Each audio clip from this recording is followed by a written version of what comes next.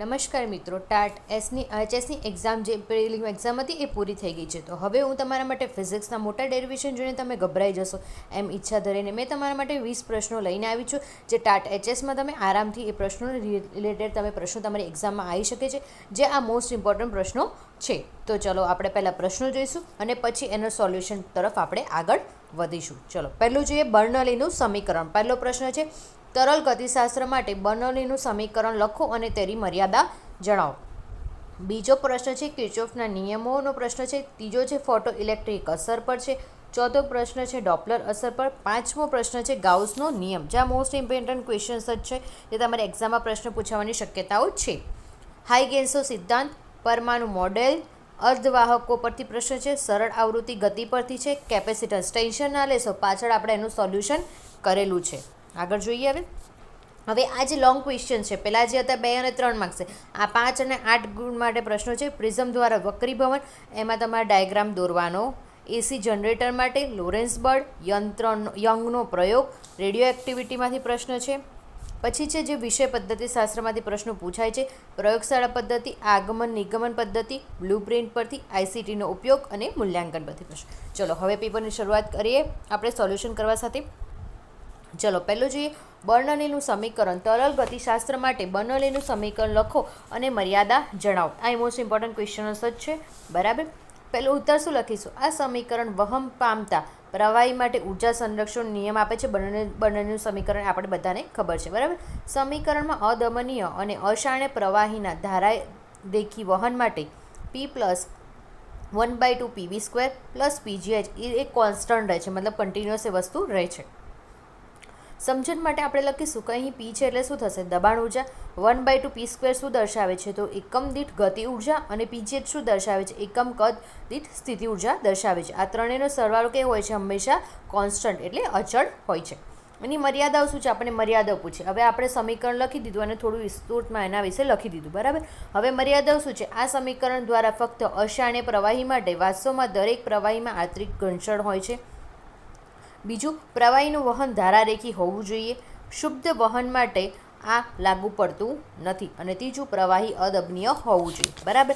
તમે આટલો જવાબ લખશો એટલે તમારા પૂરેપૂરા માર્ક્સ આવશે, બરાબર. અને બીજા જેવા પ્રશ્નો હોય એમાં આકૃતિ દોરવાની લાગે તો આકૃતિ દોરવાની. જેટલું વ્યવસ્થિત તમે લખાણ કરશો એટલા તમને સારા માર્ક્સ મળશે. ચલો આગળનો બીજો પ્રશ્ન સોલ્વ કરીએ. હવે કિર્ચોફના નિયમનો પ્રશ્ન છે. જટિલ વિદ્યુત પરિપથનો કિર્ચોફનો પ્રથમ જંક્શનનો નિયમ, બીજો લૂપનો નિયમ સમજાવો, બરાબર. સ્પેસિફાઈ કર્યું છે તો આપણે સ્પેસિફાઈ જે કર્યું છે એ જ વસ્તુ આપણે એક્સપ્લેન કરવાની. જટિલ વિદ્યુત પરિપથોના પૃથ્થકરણ માટે કિર્ચોફના 2 નિયમો છે, જે બહુ ઇમ્પોર્ટન્ટ છે, બરાબર. પહેલો નિયમ છે કિર્ચોફનો પ્રથમ જંક્શન નિયમ. નિયમ શું કહે છે? વિદ્યુત પરિપથના કોઈપણ જંક્શન પાસે ભેગા થતા વિદ્યુત પ્રવાહનો બેઝિક સરવાળો શૂન્ય હોય છે. મતલબ સેન્ટર જે છે ત્યાં બધું શું થઈ જાય છે? 0 થઈ જાય છે, બરાબર. સિગ્મા અથવા સમ I ઇઝ ઇક્વલ ટુ 0, એટલે કે જંક્શનમાં દાખલ થતા પ્રવાહનો સરવાળો જંક્શનમાંથી બહાર નીકળતા પ્રવાહનો સરવાળા જેટલો જ હોય છે. અંદર જેટલું જશે એટલું અને બહાર જે નીકળે છે બધાનો ઇક્વલ હોય છે. અહીંયા 1 હોય તો પેલી બાજુ પણ 1 જ હશે. મહત્વ શું છે? આ નિયમ વિદ્યુતભાર સંરક્ષણના નિયમ પર આધારિત છે. પહેલો નિયમ થઈ ગયો જંક્શનો. બીજો નિયમ શું કીધું છે આપણને? લૂપનો નિયમ. નિયમ શું કહે છે? અવરોધો અને વિદ્યુત કોષો ધરાવતા કોઈપણ બંધગાળા એટલે લૂપમાં સ્થિતિમાનનો ફેરફાર બેઝિક સરવાળો શું હોય છે? 0 હોય છે. એટલે શું થશે? Sigma delta V is equal two 0.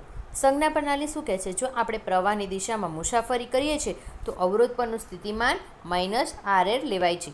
જો બેટરીના ઋણ છેડાથી ધન છેડા તરફ જઈએ તો EMF ધન લેવાય છે. એટલે આ ધન પ્લસ અને માઇનસમાં ભૂલ કરતા નહીં. મહત્વનો નિયમ શું છે? આ ઉર્જા સંરક્ષણ નિયમ પર આધારિત છે. બીજો પ્રશ્ન આપણે સોલ્વ કરી દીધો. હવે આગળનો પ્રશ્ન જોઈએ. ફોટો ઇલેક્ટ્રિક અસર. આઇન્સ્ટાઈનનું ફોટો ઇલેક્ટ્રિક સમીકરણ 1/2 mv² maximum HV is equal two 0 સમજાવો. જ્યારે ચોક્કસ લઘુત્તમ આવૃત્તિ થ્રેશોલ્ડ આવૃત્તિ કરતાં વધારે આવૃત્તિવાળો પ્રકાશ છે એ ધાતુની સપાટી પર આપાત થાય છે, એટલે કે લિમિટ કરતાં વધારે પડતો થાય છે ત્યારે વાત કરી છે, તેમાંથી ઇલેક્ટ્રોન ઉત્સર્જિત થાય છે, બરાબર. જેને ફોટો ઇલેક્ટ્રિક અસર આપણે કહીએ છીએ. એની વ્યાખ્યા થઈ. બીજું શું લખીશું? આઇન્સ્ટાઈનનું આપણે ફોટો ઇલેક્ટ્રિકનું સમીકરણ આપેલું છે. તો કે મેક્સ ઇઝ ઇક્વલ ટુ શું થશે? HV 0. હવે પદની સમજૂતી આપીશું કે મહત્તમ ગતિ ઉર્જામાં શું થશે? કે મેક્સનું વેલ્યુમાં શું થશે તો કે max is equal to 1/2 mv² maximum. ઉત્સર્ગથી જ ઇલેક્ટ્રોનની મહત્તમ ગતિ ઊર્જા. તમે સેમ આ પેટર્નમાં જવાબ લખશો, પોઈન્ટ વાઇઝ તમારા બેસ્ટમાં બેસ્ટ તમે માર્ક્સ અચીવ કરી શકશો. HV ઇઝ ઇક્વલ ટુ શું થશે આપાત ફોટોનની ઉર્જા, બરાબર. 50 ઇઝ ઇક્વલ ટુ શું થશે ધાતુનું વર્ક ફંક્શન, ઇલેક્ટ્રોનની સપાટીમાંથી બહાર જરૂરી લઘુત્તમ ઊર્જા. મેં આવા ખાલી મેઇન પોઈન્ટ્સ લખ્યા છે, તમને એક્સ્ટ્રા પોઈન્ટ્સ લખવા હોય તો તમે એક્ઝામમાં લખી શકો છો. નિષ્કર્ષ શું આવશે HV is equal to less than 50 હોય સોરી તો ફોટો ઇલેક્ટ્રિકની અસર જોવા મળશે નહીં. ફોટો ઇલેક્ટ્રોનની ગતિ ઉર્જા આપાત ઉર્જાની પ્રકાશની તીવ્રતા પર નહીં પણ તેની આવૃત્તિ પર આધાર રાખે છે. ચલો હવે આગળનો પ્રશ્ન જોઈએ. ડોપલર અસર ધ્વનિ તરંગો માટે હોય છે, બરાબર. જો એની આગળની વાત જોઈએ, પહેલાં શું પૂછ્યું છે ડોપલર અસર એટલે શું? એટલે પહેલાં ડોપલર અસરની શું લખીશું આપણે વ્યાખ્યા.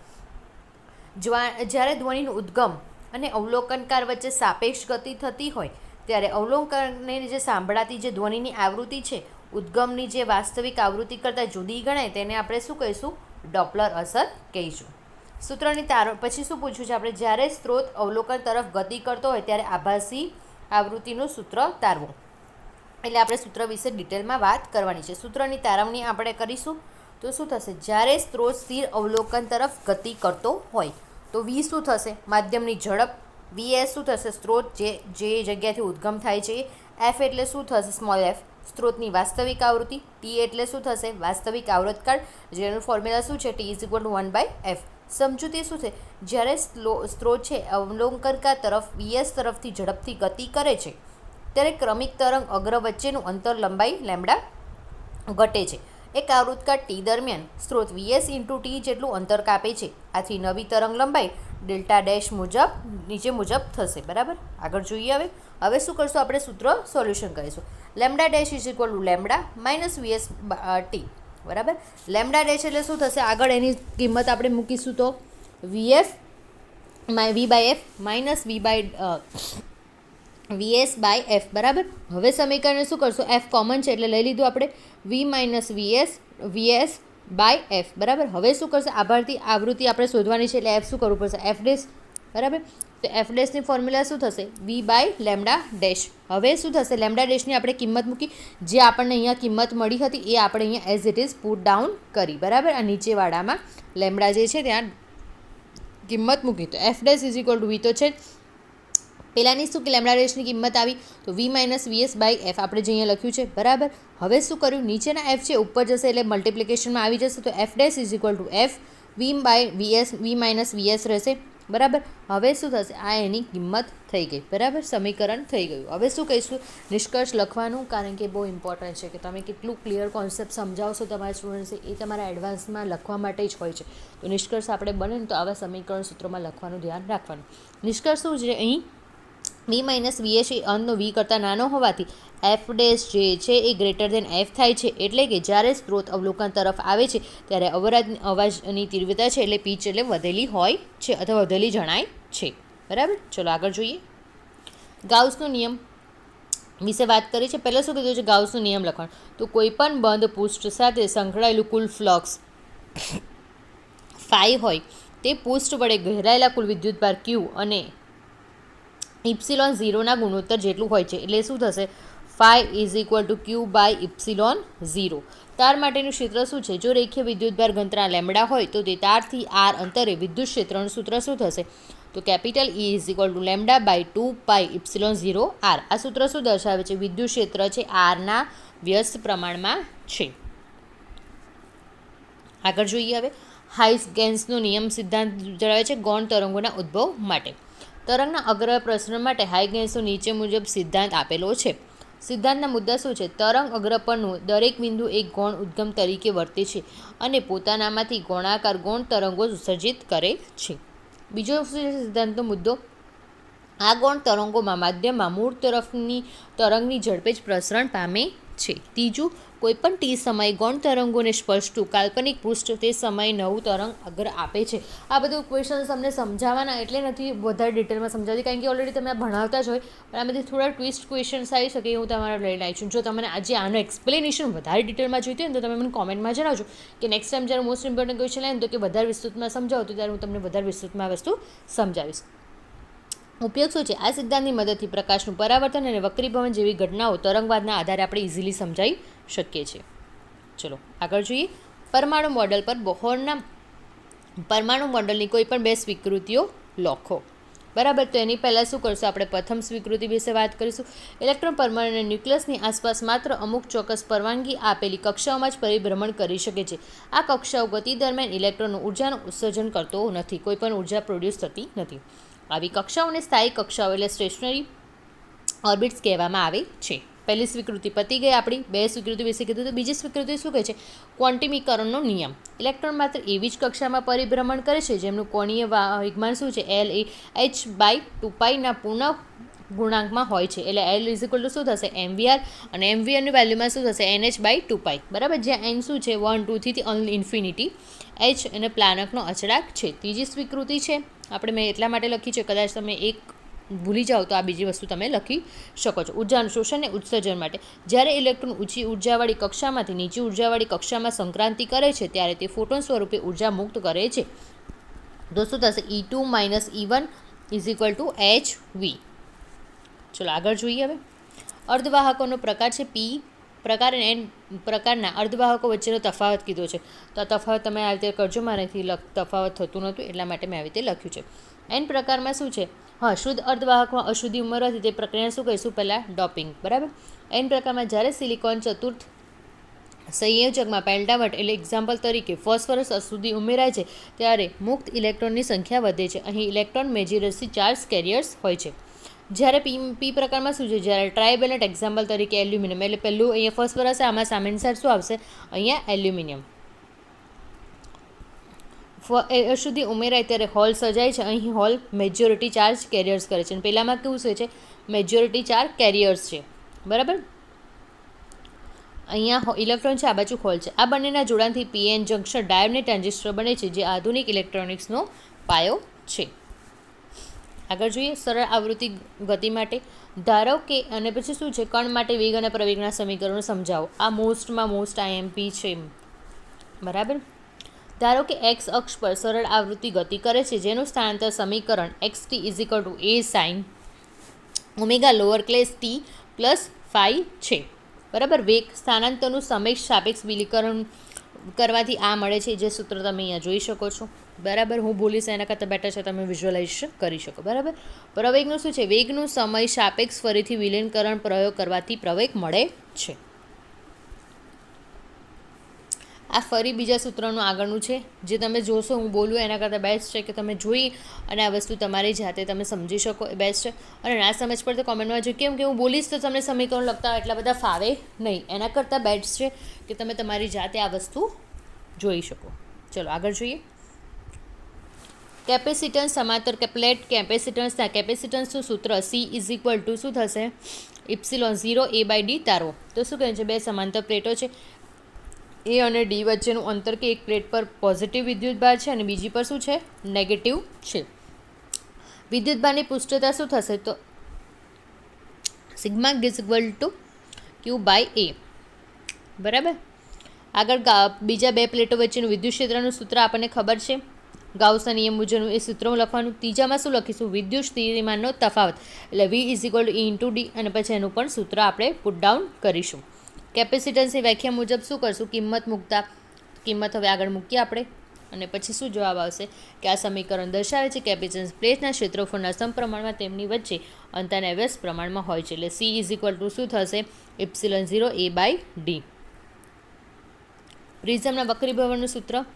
બરાબર, જે લોંગ ક્વેશ્ચન છે આમાં તમારે આકૃતિ દોરવાની કમ્પલસરી, તો તમને માર્ક્સ સારા મળશે. અને મેં તો શોર્ટમાં લખ્યું છે, મારાથી એટલું લોંગમાં લખાયું નહોતું, મતલબ લખતી પણ આમાં ડાયાગ્રામ મારાથી થાય એવું હતું નહીં, એટલે તમે તમારી બુકમાંથી જોઈ લેજો. જ્યારે પ્રકાશનું કિરણ પ્રિઝમમાંથી પસાર થાય છે તે વિચલન અનુભવે છે. સૂત્ર શું છે? n2 sin a + dm/2 અને ડિવાઇડેડ બાય sin a/2. એમાં શું છે? પ્રિઝમ કોણ છે અને dm છે લઘુત્તમ વિચલન કોણ છે. આ પ્રયોગશાળા છે ચોકસાઈપૂર્વક કરવામાં આવે છે, જેથી પ્રયોગશાળામાં સ્પેક્ટ્રોમીટરની આ કિંમતો આપણે મેળવવામાં આવે છે. જે પ્રયોગ છે ને આખું, એ જ આખું તમારે એક્સપ્લેન કરી દેવાનું. બીજું એસી જનરેટરનું છે. સિદ્ધાંત અને આકૃતિની પદ્ધતિ સમજાવો. આકૃતિ મેં નથી દોરી, તમે આકૃતિ દોરી દેજો, ખાસ કરીને ધ્યાન રાખજો. બરાબર, સિદ્ધાંત પહેલાં લખી દેવાનો. એસી જનરેટર મેગ્નેટિકેશન કન્ડક્શન ચુંબકીય પ્રેરકના સિદ્ધાંત પર કાર્ય કરે છે. જ્યારે ચુંબકીય ક્ષેત્રમાં ગુચ્છાને ભ્રમણ કરવામાં આવે ત્યારે તેની સાથે સંકળાયેલા ફ્લક્સમાં ફેરફાર થવાથી પ્રેરિત EMF ઉત્પન્ન થાય છે. પછી તમારે સૂત્રની તારવણી કરવાની અને એનું પરિણામ લખવાનું. બરાબર, આગળ જોઈએ.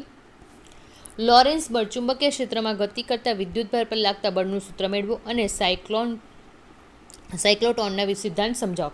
પહેલાં શું કરવાનું એના વિશે થોડું ડિસ્ક્રિપ્શનમાં તમે લખ્યું. જ્યારે કોઈ પણ વિદ્યુતભાર કણ છે એ ચુંબકીય ક્ષેત્ર બી બંનેની હાજરીમાં હોય છે તો એને કુલ બળને લોરેન્સ બળ કહેવામાં આવે છે. તમે છેલ્લા સુધી વિડીયો જોજો. એટલે તમને કહી દઈશ કે મેં મારી PDF હું ઓલરેડી મારા ટેલિગ્રામ ગ્રુપમાં હું અપલોડ કરું છું. ત્યાં પણ આની PDF અપલોડ કરી દઈશ તો તમને પણ PDF મળી જશે. બરાબર, ચલો સૂત્રની તારવણી કરીશું. પહેલાં બીજું શું કરીશું? વિદ્યુત બળ પહેલું, બીજું ચુંબકીય બળ, ત્રીજું લોરેન્સ બળ. આગળ વાત કરીએ. સાયક્લોનની વાત છે, જે 2 ક્વેશ્ચન પૂછ્યા હતા. આમાં આગળ જોઈ લો. આવે 2 ક્વેશ્ચન હતા. Okay, done. ચલો આગળ જોઈએ. યંત્રનો પ્રયોગ વ્યક્તિકરણ એટલે શું? નિયમના 2 સ્ટીલના પ્રયોગમાં શલાકા પહોળાઈનું સૂત્ર મેળવો. તો પહેલાં શું કરશું? વ્યક્તિગતની સમજાવવા માટે વ્યક્તિકરણ એટલે શું કહીશું? શલાકાની પહોળાઈનું સૂત્ર મેળવવાનું અને પ્રયોગ છે તો પ્રયોગનું વિશે વધારે લખવાનું તમારે ડિટેલમાં. રેડિયો એક્ટિવિટીના ક્ષયનો નિયમ. પહેલાં શું કહીશું? નિયમ લખશું. બીજું એનું ગાણિતિક સ્વરૂપ.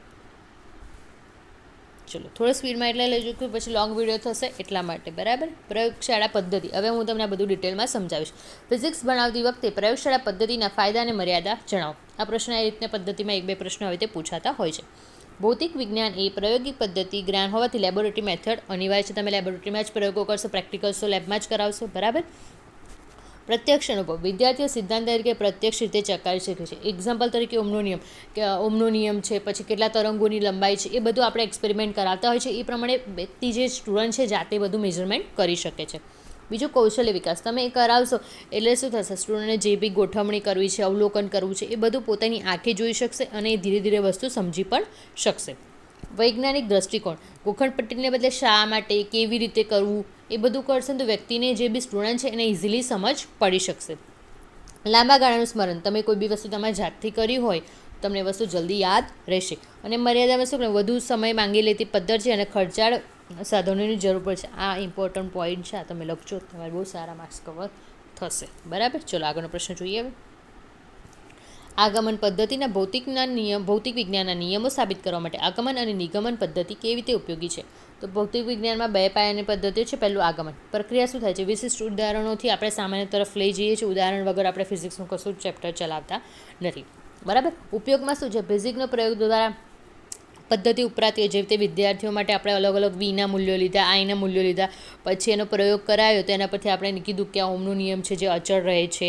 બરાબર, V/I અચળ રહે છે. તો આમાં શું છે? મનોવિજ્ઞાન પદ્ધતિ છે જેમાં વિદ્યાર્થી પોતાની જાતે કંઈ શોધશે અને વસ્તુ ધીરે ધીરે ડેવલપ થાય છે. નિગમન પદ્ધતિમાં શું છે? પહેલાં પ્રક્રિયા. સામાન્યથી આપણે વિશિષ્ટ તરફ જઈએ છીએ. બરાબર. ઉપયોગી સૂત્ર પહેલાં આપણે ન્યૂટનનો નિયમ શીખવાડ્યો હોય તો બધાને નાનપણથી આવતો હોય છે, F=ma. બરાબર. તો એના દ્વારા અલગ અલગ આપણે બળ ચકાસીએ છીએ, એની બધી વેલ્યુ બી અલગ અલગ આવે છે. એટલે આ પદ્ધતિ કેમ ઉપયોગી છે? તો કે ઝડપી અને અભ્યાસક્રમ પૂરો કરવો હોય તો ગાણિતિક તારવણીઓમાં ઉપયોગી છે. ચલો આગળ જોઈએ. હવે બ્લુપ્રિન્ટ. ધોરણ 12 ફિઝિક્સના કોઈ એકમ માટે આદર્શ પત્રની બ્લુપ્રિન્ટ તૈયાર કરવાના સોપાન જણાવો. બરાબર. તો શું થયું? ફિઝિક્સના કોઈ પણ એક માટે બ્લુપ્રિન્ટ બનાવી તે ઓપાનો આ કહે છે એક્ઝામ્પલ તરીકે લખવાનું હોય. તમે કયો નિયમ લીધો છે પહેલાં એ લાઇનમાં વસ્તુ લખવાની. તો તમે શું લીધું છે? સ્થિત. મેં લીધું છે સ્થિત વિદ્યુતશાસ્ત્ર. તમે કંઈ પણ લઈ શકો છો. શૈક્ષણિક હેતુઓ મુજબ શું છે? નક્કી કરવાનું કે જ્ઞાન, સમજ, ઉપયોગ, કૌશલ્ય બધી રીતે ઘણો પ્રશ્નો પૂછવાના હોય છે. કારણ કે ફિઝિક્સમાં ઉપયોગ અને દાખલાનું પ્રમાણ સૌથી વધારે છે. કારણ કે કોન્સેપ્શનલ સબ્જેક્ટ છે એના દાખલાઓ પણ ઇઝી હોતા નથી. બરાબર. પ્રશ્નનો પ્રકાર. તમે કેવી રીતે હેતુલક્ષી છે, 1 લાઇનર છે, 2 માર્ક્સના છે, 3 માર્ક્સના છે, 4 માર્ક્સના, એ બધી રીતે ગુણો નક્કી કરવાના. વિષય વસ્તુ પર ભાર આપવાનો કે તમે મેઇન ટોપિક કયો છે? તો કે ગાઉસનો નિયમ છે તો એમાંથી કેટલા પ્રશ્નો પૂછવું છે. જે રીતે આપણી એક્ઝામ કન્ડક્ટ થતી હોય છે એમાં બી કીધેલું હોય છે કે મનોવિજ્ઞાન આટલા પ્રશ્નો પૂછાશે, આટલાના ગુજરાતી વ્યાકરણના 25 પ્રશ્નો છે, ઇંગ્લિશના ગ્રામરના 25 પ્રશ્નો. એ રીતે પહેલેથી તમારે નક્કી કરવાનું કે આટલા સબ્જેક્ટમાંથી આટલા ગુણોનો પ્રશ્ન પૂછવું. કઠિનતાનું મૂલ્ય કેવું રાખવાનું? તો કે 20% પ્રશ્નો હંમેશા બધી એક્ઝામ અઘરા આવતા હોય છે. એવી રીતે 50% મધ્યમ, છે. 30% સહેલા પ્રશ્નો જેથી કોઈપણ વ્યક્તિ ઇઝીલી પાસ થઈ શકતો હોય છે. દ્વિપાર્શ્વપણી કોષ્ટકમાં શું કહીશું, એક બાજુ હેતુ અને બીજી બાજુ પ્રશ્નનો પ્રકાર લખવાના કે જેથી કેવું બ્લુ પ્રિન્ટ તૈયાર થયું એવું કહેવાય. ચલો આગળ જોઈએ. હવે આઈસીટીનો ઉપયોગ ભૌતિક વિજ્ઞાનના અઘરા ખ્યાલો ઇલેક્ટ્રોમેગ્નેટિક વેવ સમજાવવા માટે એનિમેશન અને સ્ટિમ્યુલેશનનો ઉપયોગ કેવી રીતે કરી શકે. તો ભૌતિક વિજ્ઞાનમાં ખ્યાલ કેવો હોય છે, અમૃત હોય છે, જેમ કે પરમાણુ અંદર ગતિ કે ચુંબકીય ક્ષેત્રરેખાઓ. એનિમેશન એટલે શું, તમે બધી વસ્તુ છે જટિલ વસ્તુ છે અને એનિમેશન દ્વારા તમે સમજાવશો. સ્ટિમ્યુલેશન એટલે શું, વેલ્યુ બદલી વ્યક્તિ છે જે પણ સ્ટુડન્ટ છે એ જાતે પ્રયોગ કરીને વસ્તુઓ શીખશે. અને વર્ચ્યુઅલ લેબ જ્યાં સાધન નથી ત્યાં ઓનલાઈન તમે બતાવી શકો છો, ઇન્સ્ટ્રુમેન્ટ્સ ઓનલાઈન વિડીયો બી બતાવીને અમને સ્ટીચ કરી શકો છો. અંતિમ પ્રશ્ન, મૂલ્યાંકન વિદ્યાર્થીઓમાં વૈજ્ઞાનિક દૃષ્ટિકોણ કેળવાયો છે કે નહીં તે ચકાસવા માટે કયા પ્રકારના મૂલ્યાંકન સાધનો વાપરી શકાય. તો કે પ્રાયોગિક પરીક્ષા કરો એટલે સમય જ્યારે બી પ્રેક્ટિકલ્સ કરાવતા હશો એટલે સ્ટુડન્ટને ખબર પડશે કે આ વસ્તુ મને સમજ પડે છે કે નથી પડતું. બરાબર, સમજ પડતું હશે ધીરે ધીરે વસ્તુ આગળ પૂછશે કે સર આ કેમ થયું, મેમ આ કેવી રીતે થયું. તો એ પણ આપણે પ્રશ્ન પૂછશે એટલે આપણે એ વસ્તુ કહી શકીએ કે હા એ વસ્તુને વિદ્યાર્થીને એ વસ્તુમાં દૃષ્ટિકોણ છે, ચકાસણી કરી છે અને તો એને વસ્તુમાં વધારે ઇન્ટરેસ્ટ આવી રહ્યો છે. પ્રોજેક્ટ વર્ક બી તમે જાણી શકો છો કે કઈ વસ્તુ કઈ રીતે થાય છે. થીસીસ તમે લખાવી શકો છો, એની પાસે હાઇપોથીસીસ બરાબર એ કારણ કાઢે છે તે કેવી રીતે છે. ઓપન એન્ડેડ પ્રશ્નો હા કે નામાં પૂછાડો તો તમે કેમ થયું તો હા કહો, ના થયું તો કેમ ના થયું, એ બધી વસ્તુઓ પણ પૂછાઈ શકો છો. અભિપ્રાય માપદંડ, વિજ્ઞાન છે ને કોઈ અંધશ્રદ્ધા જેવું સબ્જેક્ટ નથી. તમે જે બી કરશો એનું પ્રમાણ તમારી પાસે હશે જ. બરાબર, વિજ્ઞાન મેળવો અને ચર્ચા કરશો એટલે વિદ્યાર્થીઓમાં વિજ્ઞાન વિશે સમજણી છે, કેળવળ છે એ થોડી વધારે સારી રીતે બની શકશે. જો તમને મારો વિડીયો ગમ્યો હોય તો પ્લીઝ લાઇક શેર અને સબસ્ક્રાઈબ કરતા જજો. તમને અન્ય કોઈ ટોપિક પર પણ વિડીયો જોઈતો હોય તો મને તમે કોમેન્ટમાં જણાવજો, તેથી મને ખબર પડે કે હું નેક્સ્ટ ટાઈમ કયા ટોપિક પર વિડીયો લઈને આવું. અને એની પીડીએફ ઓલરેડી મારા ટેલિગ્રામ ચેનલ પર મૂકી દઈશ એક્ઝામ ઓરેકલમાં, તો ત્યાંથી તમે પિક કરી શકો છો. થેન્ક યુ સો મચ અને સરસ તૈયારી કરતા રહો અને all the best for your exam.